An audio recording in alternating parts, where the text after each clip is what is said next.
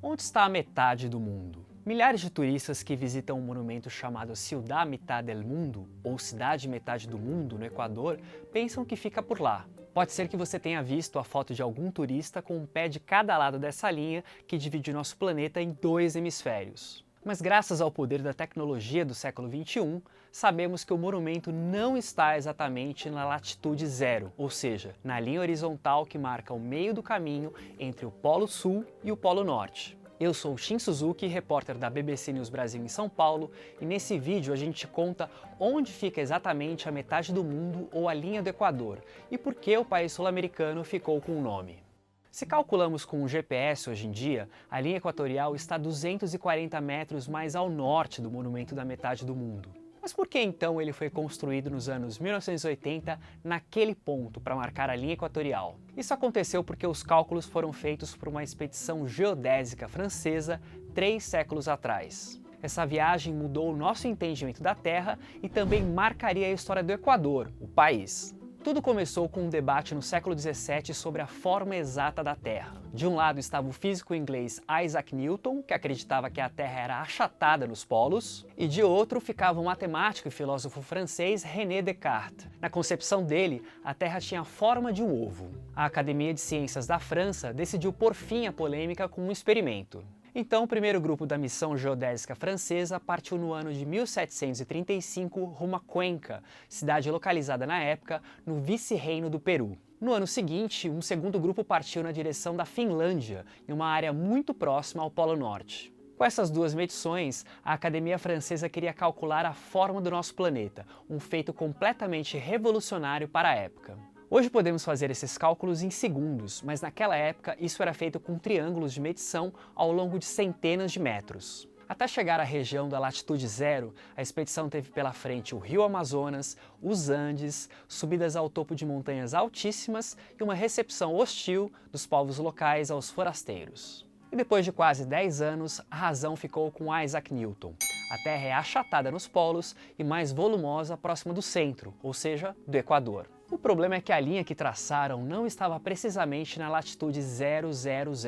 Há relatos de que os habitantes da região, que conheciam bem as terras, avisaram os integrantes da expedição que o ponto estava um pouco mais ao norte. Os franceses confiaram mais na sua tecnologia e o marco foi erguido naquela posição mesmo. Mas há quem pense que os franceses não foram os primeiros a descobrir o Equador lá no Equador. Na verdade, os habitantes dessa região já teriam encontrado a metade do mundo antes mesmo da chegada dos espanhóis no século XVI e mesmo antes da chegada dos Incas, um século antes. Mas como eles descobriram?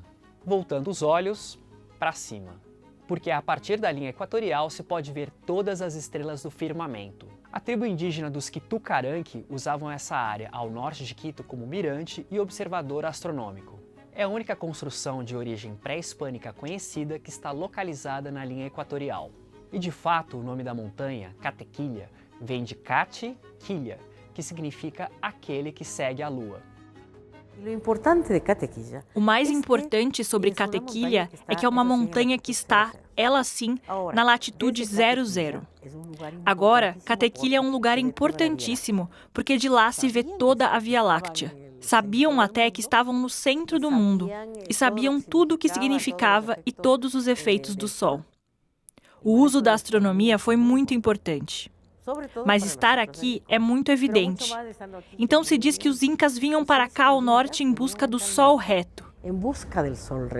Mas a pergunta que fica é se esses povos pré-hispânicos sabiam de verdade que estavam na metade do mundo.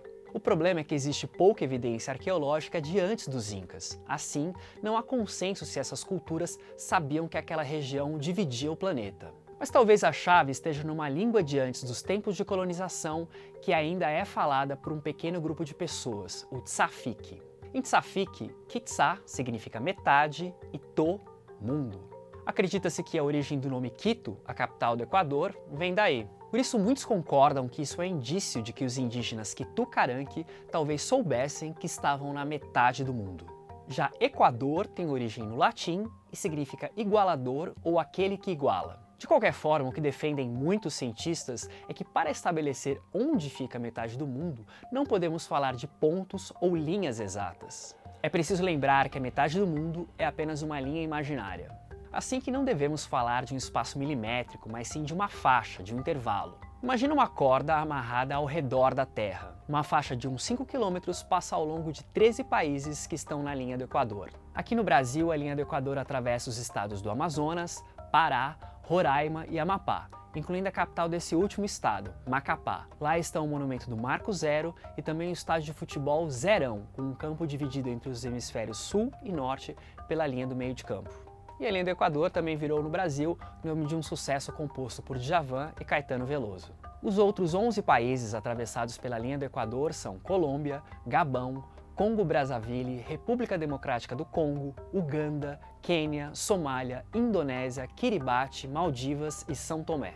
Mas então, por que o Equador é a terra do Equador e como adotou esse nome? A resposta está no contexto político da época em que chegou aquela expedição francesa para fazer os cálculos sobre a metade do mundo. A missão aconteceu algumas décadas antes do primeiro grito de independência de Quito, em 1809, uma época em que se formaram as nações da América Latina, como são conhecidas hoje. E o nome que os pesquisadores deram a essa região tornava tudo especial e distinto dos vizinhos Peru e Colômbia e outros países atravessados pela linha do Equador. E foi assim que, depois de se chamar República de Quito, esse país mudou seu nome ao que conhecemos hoje, a Terra do Equador, na metade do mundo.